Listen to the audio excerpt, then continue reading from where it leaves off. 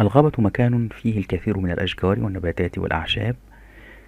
تعيش في الغابة أنواع عديدة من الحيوانات والطيور البرية. الغابات في العالم أنواع عديدة: غابة صنوبرية، غابة نباتات أدغال، غابة سنديان، غابة مطيرة، أرض أشجار متفرقة.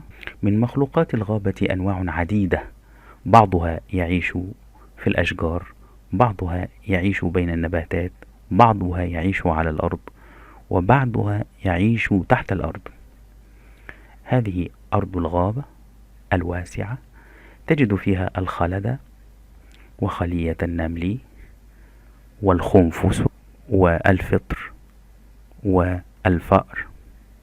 هناك تنوع كبير في أنواع الحيوانات والكائنات الحية عموما. بعض الحيوانات في الغابة تأكل أعشابا، وبعض الحيوانات تأكل أوراق.